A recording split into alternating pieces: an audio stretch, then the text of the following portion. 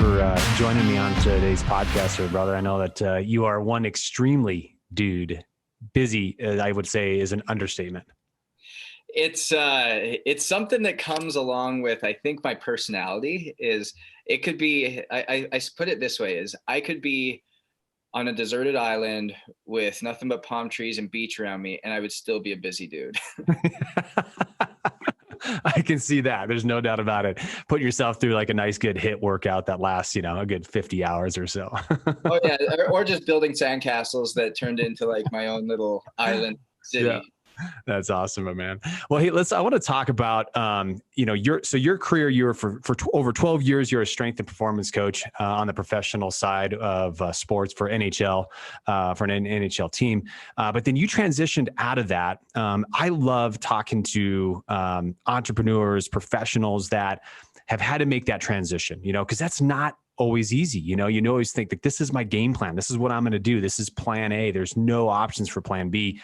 I'd love you just to kind of share with our audience a little bit is, when did you have that realization? What was that like for you where you go, man, I'm forced to do this or I'm going to pursue this other angle because I feel like there's a need. What was that moment for you like? It's a great question. And you're exactly right. It was always plan A.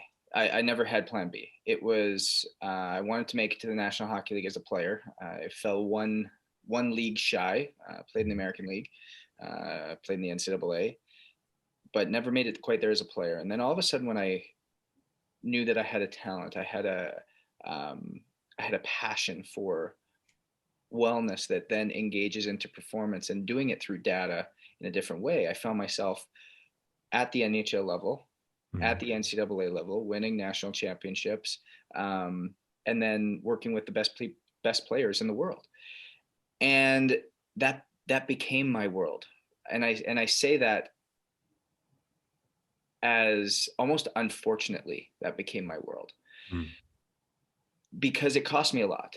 And it cost me my first marriage. It cost me a lot of friends. It cost me my family to a certain extent because I became so obsessed with that and that being my identity, that being where I saw my value.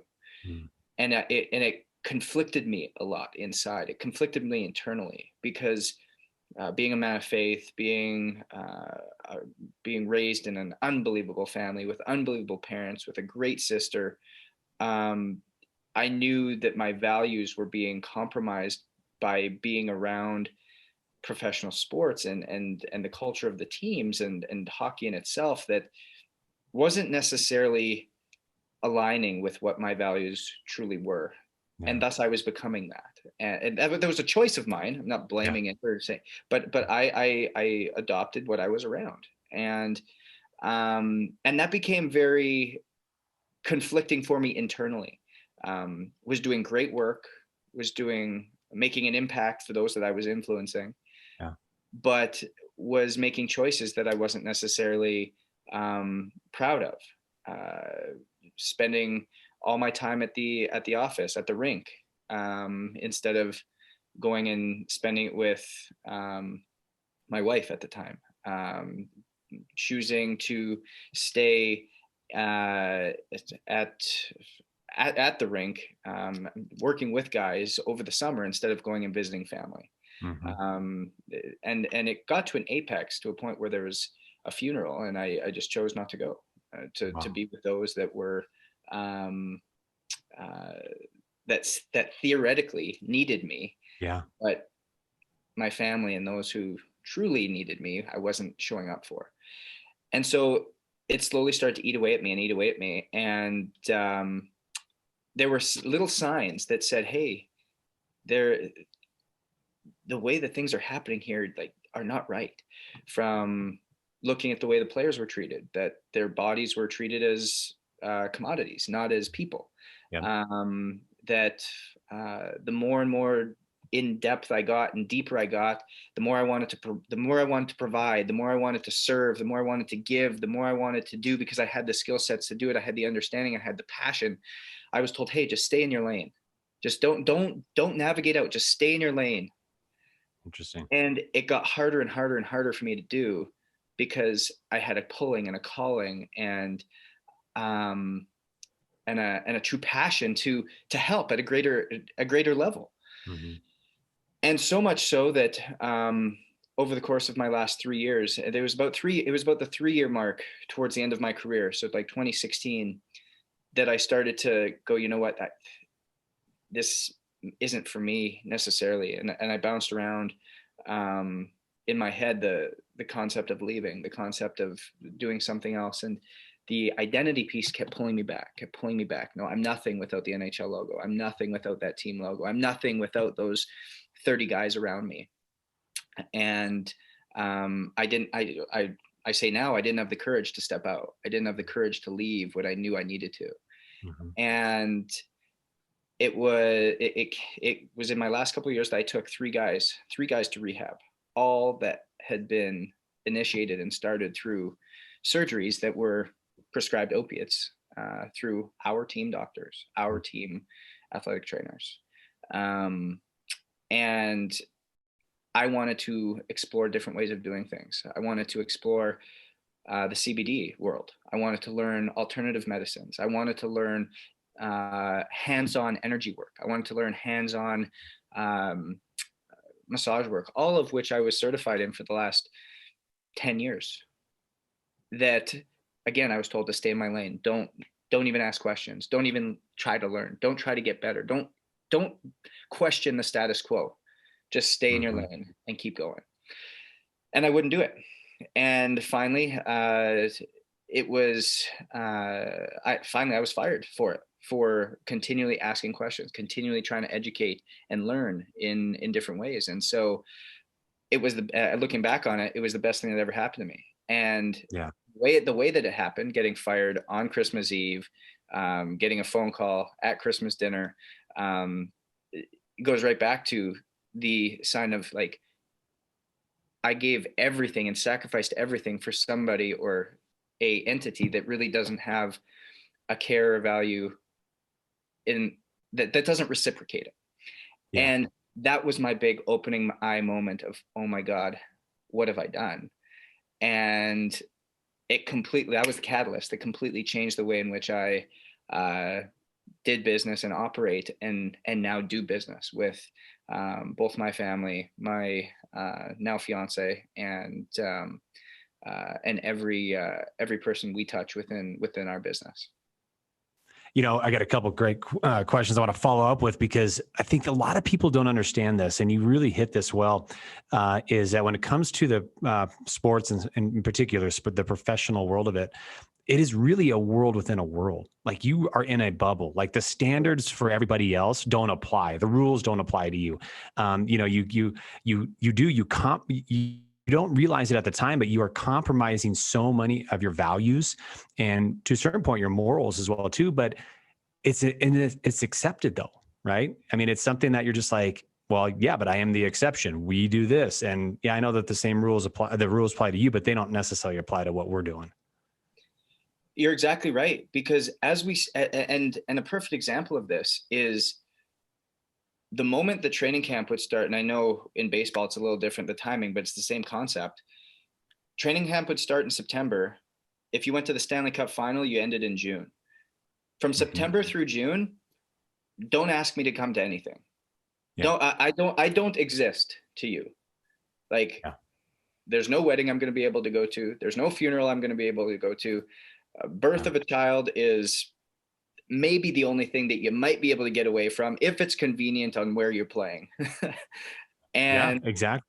And that's the thing that I think that people do not understand, is that you can't just miss a practice because you have to go be there for your significant other. You can't just go and be there because your grandmother died. It's, hey, you've chosen this life and this is what you're going to do because it's a privilege for you to be here. If you don't want to be here, I'm going to find somebody else who does, because somebody else is going to be willing to sacrifice everything for that logo. And if you choose to do something else, it's not having a understanding for your values or your person or your character or your integrity. it's, well, we're not your number one priority, then see you later. Yeah. And that I think is the real hard thing to have people truly understand, as to the amount of sacrifice that every single one of those guys and girls goes through it in order to be there. And to be honest, I think it's something that is not just overlooked, but also something that is unfortunately championized, Yeah. if that's a word. Yeah. Um, We make up a lot of words on the show, dude. I am notorious for making up words. So you're falling right in line, dude. You're good. like it, but Yeah. it's put on a pedestal. Yeah. And it's so much so that if you're playing on the far side of the spectrum, that it's expected. Yeah. And if you're not doing that, anything else is thought of as weakness. Anything else is thought of as not staying in line, not doing your job, not being a team guy. Where in actuality, it's, in any other industry, they would look on the outside looking in going, what is going on? Right. It does not make any sense. So I'm curious, when that phone call came in, I mean, I got to imagine it's just kind of like, you got to be kidding me. Like, really? Just like you said, you've been given your entire life, you've sacrificed relationships. You've obviously were sacrificing your marriage at that time. Did you become at all bitter by the sport? Great question. So 100%. The phone call came, my stomach came up to my throat and then proceeded to go back down. Yeah. I first cried. I then got angry, and then I became scared. And the scared part was very short because I knew exactly what I wanted to do. But it was like, oh my, now I'm thrust into this. I don't have a plan B. Yeah. I don't have a salary to go off of. I was sitting at my fiance's family's dinner table as this happened, and it's just my character. I was like, okay, I get it. It's now get up and go. In now saying that, the big thing that I needed to do along the way, to your point, was I wanted to get as far away from the world of the NHL as I could. I didn't want to have anything to do with hockey. I didn't want to have anything to do with training. I wanted to completely get out of it, but yet I didn't know how to articulate it. I didn't know what it was. I didn't know what it looked like. I didn't know how to take the experience that I had been through and turn it into something that was really impactful, because I'd only ever stayed in my lane. I'd only ever been in that space. And so navigating through was not only confusing, but also, like I said, a little scary at the same time. And took me a little time to navigate and figure out. And to be honest, I needed a break from that space. So what was that journey like? You obviously, so we go through that, you have this, what we at that time is very devastating, right? You're trying to go, okay, now what the heck am I going to do with the rest of my life? I know that I've got some talent. I have something I'm very passionate about, right? How did you make that transition? How did you go from the success that you had now to now looking at it, you're like, the success that you're experiencing, the success that you're on the cusp of experiencing as well too, is pretty amazing. And we'll get into your company, Own It. What was that like? Did you gradually get into it, or was it like, okay, no, I'm driven, I'm going to be successful, and this is the lane I'm going in? What was that experience like? Yeah, no, I really dove in with 2 feet. All of a sudden I found myself having what I never had in the past, which was free time, white space to plan, to think, because you'd get to the rink at 6, 7 a.m. and you'd leave at 4 or 5 at the afternoon on a practice day. And on a game day, 10, 11 at night. If you were traveling, get on planes, trains, and automobiles. And so I all of a sudden had time on my hands. I had time to think. I had time to facilitate. I had time to create. And so I really just dove in. And I've always been a survivor. That's something that I think I've always led with, is this mindset of inevitability. And what I mean by that is there's four different areas of mindset. You have impossible, probable, or impossible, possible, probable, and inevitable. And I only ever do business with people that have the possible or inevitable mindset. That's it. Because those people, that's an idea. I love it. Let's get in. Let's figure out a way to make it work. Yeah. And now let's put in the work and make it happen. Because Elon Musk didn't one day say, well, maybe we'll put a rocket on Mars. Right. Maybe I'll build an electric car. It's like, no, it's going to happen. Yeah. Let's just keep figuring it out. Let's just playing with things. And so for me, as soon as that happened, I got to the drawing board, and I still remember sitting. And the first thing I did was said, I need somebody to help me navigate this space. And so first thing I did was hire a coach. And I didn't just hire one, I hired three. And I wanted to get clarity. I wanted to get clear. I needed to know what I wanted to do. In the meantime, I knew I needed to make money to pay for it. So living in New York City, because again, I moved from California to New York City in 2 weeks because I needed to move my stuff out. I needed someone to go. I was homeless all of a sudden. I had no purpose to be in California anymore. So I went out to New York with my fiance. And again, a blessing in disguise is that put us in the same place for the first time in a 2.5-year relationship. And there's got to be some adjustment right there, by the way. There had to be some adjustment right there. Had to be some adjustment, right? When you're not used to being with each other all the time. Major adjustment. And not only, it's not like we were being put together in the best of circumstances. She had a full-on career that was humming, and I was trying to figure out what I was doing. That was a 32-year-old guy in a identity crisis.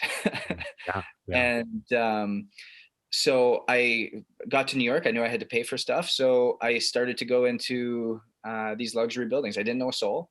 Went into the luxury building, said, hey, this is who I am. This is what I can do. Can I train some people? I waited for a couple people to come out, said, hey, do you live here? Yeah. Would you mind throwing this on the bulletin board? Yeah, no problem. This is great. Actually, can you work with me? Sure. So before I knew it, 2 weeks in, I had about 15 different clients. Wow. And word of mouth spread, and started to work with executives of companies like JP Morgan, executives of companies like Victoria's Secret, got my first couple celebrities,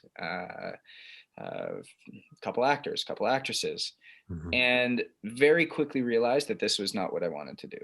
That this is just replacing. This is the same thing I was doing with a different skin. Yeah. A professional athlete, an actor, like, it doesn't matter. You're doing the same thing. It's the same type of person, and it's the same just training. And so I continue to dive deeper. What do I actually do? What does the planning look like? What does the purpose-driven life look like? And ultimately built the curriculum around finding your purpose, finding the energy that allows you to build capacity, taking the same concepts of what I was doing for the teams, building out the macro plan, looking at your high days, your low days, your adjustment days, your super compensation weeks, your push days, your back off days, all of the, I call them red, green, and yellow days based on total output. I've always been a data guy.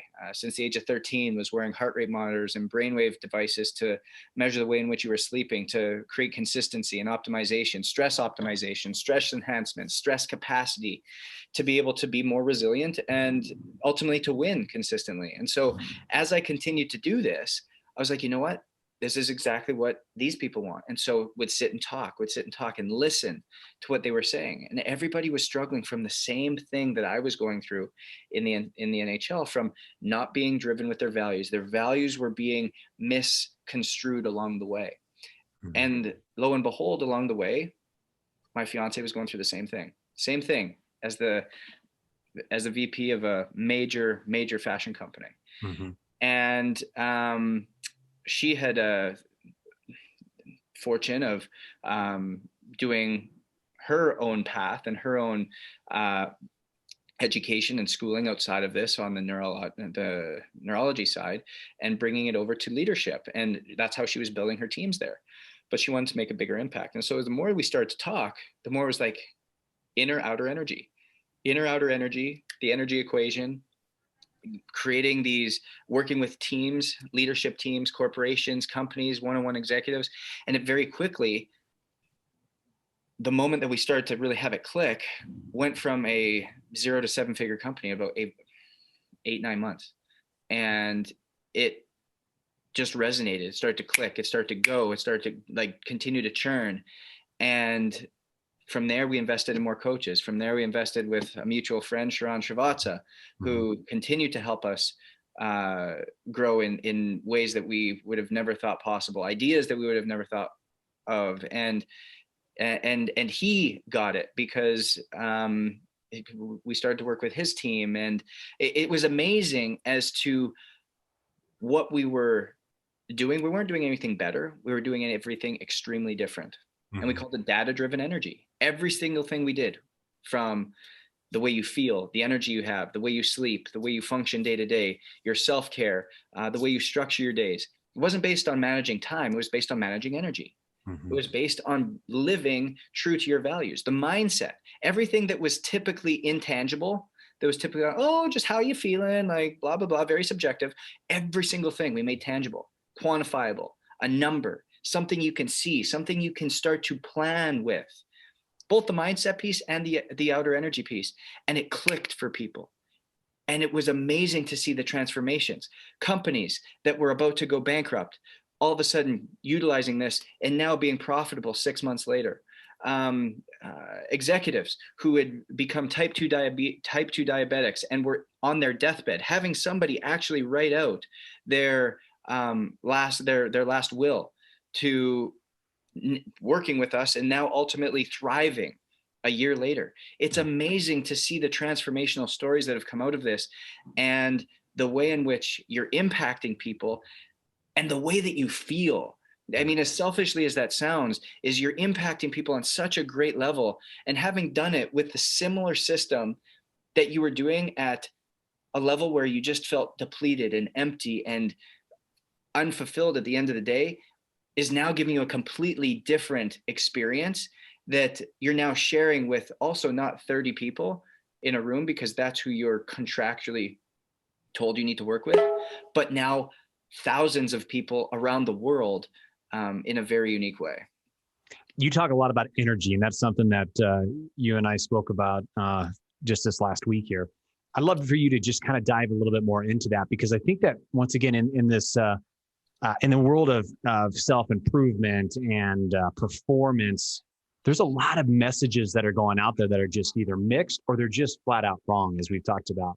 And I know that you are very, very passionate about the energy that we have, the energy that we need to continue to create, the energy we store, and how we do that. I'd love for you to dive a little bit more into that, because, you know, once again, as these top performers that we're talking to, these entrepreneurs, they're expending a ton of energy, maybe wasting that energy. They're not at their performance level that they want to be at. Dive into energy a little bit more for them so they can get a little bit more granular of why that is so important, and maybe how they can start to be a little more proactive with it. So energy is the baseline to anything that we do, whether you're trying to sell yourself, trying to sell your idea, trying to sell a product, a service, a house, a car, you name it. You could have the best product, you can have the best pitch, you can have the best lines, but people will buy into energy. Yeah. And it's the lifeline to how you show up day in and day out. If you don't have energy to play with your kids, you're not going to feel fulfilled as a parent. If you don't have the energy to give to your significant other, you're not going to be fulfilled in your relationship. If you don't have the energy to give to your business, you're going to feel it slowly kill you. And so energy is truly what we have to master and what we have to look at. And we break it down into two different sides, outer energy and inner energy. Mhm. And we take it from a block. Your body does not know the difference between mental, physical, spiritual, or emotional stress. It only understands it as stress. Mhm. Your body's not doing a workout and then going and answering emails that have a bunch of fires in them and going, oh, I just finished a workout and oh, here's the mental stress now it's coming. No, it just goes, oh, I went from a workout now to a stressful situation here. Now my wife's yelling at me and my kids are playing in the background because I'm at my home office. And so it's just stress upon stress upon stress upon stress. Now, in the pyramid, physical, emotional, mental, and spiritual, think about it as a pyramid, okay? Bottom to top. What we talk about is building stress capacity to optimize energy. And if you can build stress capacity, it means that you can handle more. It's like if you wanted to go run a half marathon. If you ran a mile every single day up until the day of that half marathon, at about mile 5, you're probably going to start cramping. You're probably going to be like, oh my God, I can't run anymore. You're going to get pains in your back, pains in your legs. You might start to get shin splints because your body has entered into a distressed state. Right. But if you had run 1 mile and then 3 miles and then 7 miles and then 1 mile and then 6 miles and then 2 miles and then 10 miles and then taken a day off and then 2 miles and then 5 miles and slowly worked your way up to it, you run that half marathon and your body's just in that, what we call a gold zone, because you've expanded your stress capacity. You've expanded your ability to handle it and perform at a higher level. Mhm. And now the way that we do that when we talk about energy when it comes to life is the biggest differences are made. So the capacity builders are made from physical up. Biggest pyramid level is that physical side. Mhm. But, and here's the difference maker, but the biggest change and adaptation to change is spiritual down. Because you identify with the purpose in which you're doing everything for, Yeah. and that's what drives you, that's what pushes you. But then having your routines and sound foundations from physical up, which we have 8 areas. We have nutrition, hydration, movement, self-care, sleep, environment, immune function, and mindset. Those are the 8 areas that come in from that controllable side. And you have the inner and outer energy side. On the outer energy side, we focus specifically on HRV. And HRV is the inner metric that measures stress. Again, your body doesn't know the difference between those 4. Yep. And HRV will reflect that every single time on an individual basis. So it's what affects Josh is going to affect Justin, is going to affect Elise, is going to affect Katie, is going to affect Sharon, is going to affect Tony, is going to affect Julie differently. But we can all be utilizing those same concepts. On the inner energy side, with Elise, she's basically created 5 different assessments that have been processed through Stanford and MIT and Harvard and Oxford over in the UK, and been proven to improve energy. She's got a 7-point scale. Bottom 2 are very catabolic in nature, very breaking down. Top 5 are very anabolic. The higher a company, the higher an individual, the higher a leadership team, the higher a family resonate, the more efficient, the more productive, the more profitable, the more fulfilled you are.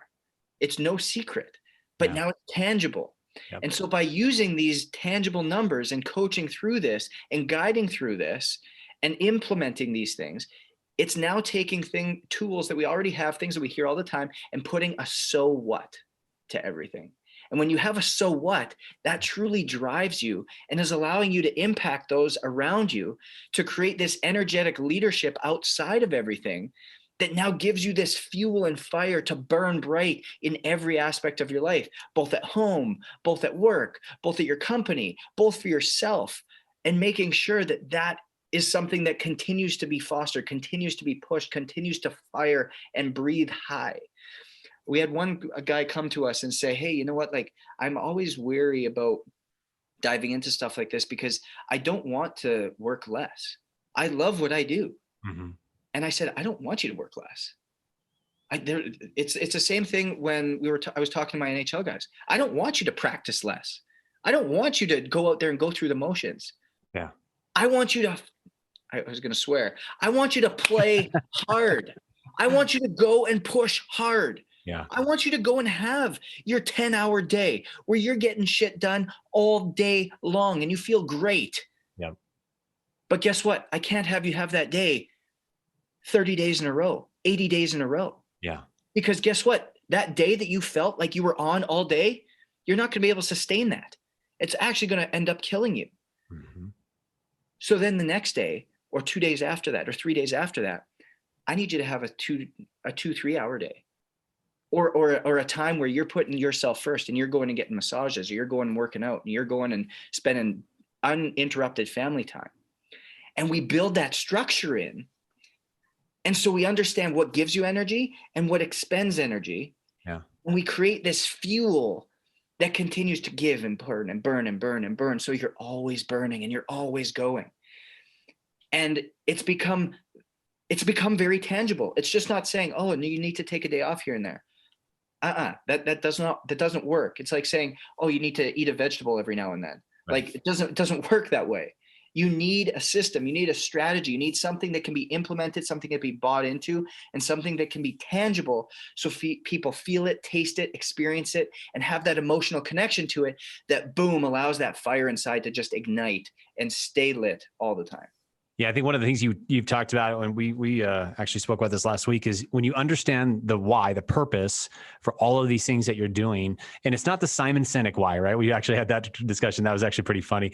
It's not that type of why. It's just the understanding, the knowledge of why are you doing what you're doing? Why are we trying to create this energy? Why are we trying to create a little bit more rest and why are we worried about your HRV? Why are we worried about your diet? Why are we worried about all these things? I think it's brilliant because so many people, they automatically just trust because somebody might have some authority or some proposed authority in that space, that's the right thing. Or one thing that you also talk about too is that it's just too generalized, right? Get on keto, get on this new fad diet, work out this many times, get up at this time in the morning, those things. And as you said, which I think is so great, is that you've got to be very specific about you personally. And when you personalize it, you can take a lot more ownership into it and you'll see the results massively better and massively different than you would if you just showed up, listened to a trainer and did exactly what they said, because this is the results that they get on themselves personally. And we know that we're all different. You nailed it. And you get to own it. You truly get to own it. And when you own it, it becomes a part of you. It no longer becomes something you have to do. It's something that you are. It's something that this is just what I do. Yeah. Yep. So speaking of Own It, that is the name of your company, by the way. Brilliant name. And I know that you've also got 3 books here too, which 34 years old, dude, 3 books, like that's kind of pathetic, dude. I got to tell you, 3 books. Having gone through the 1 book, I'm like, I'm not sure when I want to put the next one out because I know the commitment. Your last book is Own It. The previous one was what? Intent and then Blueprint, correct? You got it. So Own It is the newest one. Tell me, what's the difference? Like if you were going to just give a real brief summary between the 3 books and somebody's looking for information, why would they want Intent? Why would they want Blueprint? Or why would they want Own It? Yeah. So Intent was very much focused. I wrote that my first year in the NHL, which was really focused on how do you build a high performance model, high performance system when you're dealing with more the athletic population, more the athlete, and based upon your price point, be it, are you in a professional setting, collegiate setting, high school setting? Are you trying to set it up for your son or daughter? Youth sports coming up, all of those different ways. If you have $1 to spend, or if you have $1 million to spend, you can do it purposefully and intentionally. Awesome. Hence the name Intent. Blueprint was focused more on the executive athlete. More on those executives, entrepreneurs, business leaders, people who are wanting to utilize, again, more data, more information as to how to make yourself the best version of you. and really helps guide you through your DNA, your epigenetics, what you were built for, training that way, eating that way, living that way, if you will, and really taking that into consideration. And then on the Own It side, Own It's really a story, more written. It's kind of like a biography about how Own It came to be and kind of my experiences through these 8 pillars that we talked about, that helped me find the Own It system. They're not the 8 pillars that we operate off of inner and outer energy, but really the 8 pillars of my life and my values that helped me now to create Own It and the stories and things that I've gone through. Because oftentimes people look at the life you've created or things that you've done, things you've experienced, and go, man, it's just been so it's been so easy for you, or it's been what a great ride that's been. And I wouldn't be where I am today. I wouldn't be who I am today. I wouldn't be doing what I'm doing today if it wasn't for all the kicks in the knees and all the checks from behind and all the all the just getting kicked while you were down. And you wouldn't be there. And it goes right back to the key word that I said a little bit before, is how do you build that resiliency? Resiliency is a trait that I truly admire in people, and now help to teach in different ways. Yeah, love it, man. Well, as we wrap this up, buddy, where's the best place that people can find you? You've got your personal website. Where's the best place? What social media platform do you like? Yeah, so Elise and I are very active on everything in which we're doing. If people are looking for ways to take immediate action today, and really understand what HRV is, how it can implement and give them more energy, you can go to masterinSixminutes.com, masterinSixminutes.com, and that will literally take you through how to manage your wearables. It's got a nice little PDF book there. It's got about 3 videos that will literally help you manage your wearable, manage your, whether it's an Apple Watch, whether it's a Whoop band, whether it's an Oura ring, whatever it is that you use, or whether you don't have anything, just literally help you manage your energy in 6 minutes or less. And so that's a free download. You don't even have to have any touch points with me. You're not going to get a sales call later. It's just simply just value. Here you go. masterinSixminutes.com, and the 6 is a number. Or if you want to just reach out to us, we're very active on Instagram, or just ownit.co. So JUST ownit.co is the website. In addition to that, you guys also, you and Elise do a fantastic little podcast called White Claw Wrap Up. That's an awesome, well, I don't know if it's a podcast, but more of a video, I said, blog that you guys do.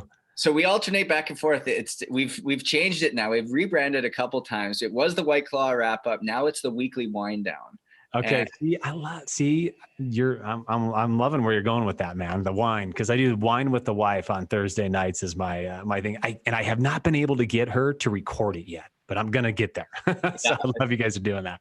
Yeah, Weekly Wind Down, and those are out I think we post them every Saturday, and really just touch on all the topics from inner and outer energy and what it looks like and how do you manage your energy and how do you lead in a more effective way.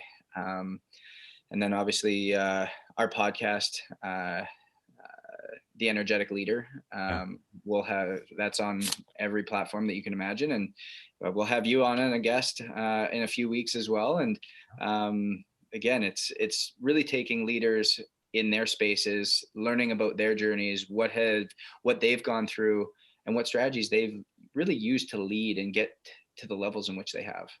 Yeah. Awesome, buddy. Well, hey, dude, I've really enjoyed this time, and I know that you brought some great value to our people. So thanks for providing all that information, and of course the passion as well too. I know that for those of you that are listening, you can hear it, but if you're watching this, you know that Justin gets very passionate about this. So this is good, man. Josh, I appreciate it, and appreciate your time and having me on. Yeah. All right, everybody. Hey, once again, as you guys know, the only thing that we ask, the price of admission for this podcast, is that you share it. I would tell you just personally, something as I continue to get older in my life, my health and my vitality and my energy is something that I'm just been made more and more aware of. And I've just gotten some great takeaways from Justin, not only in this show, but of course in past and previous conversations. And I know going in the future, we're really excited to get him more involved in our leadership and how we can continue to grow as a company. So I know that you guys will benefit as well too. So get everything you can that's free.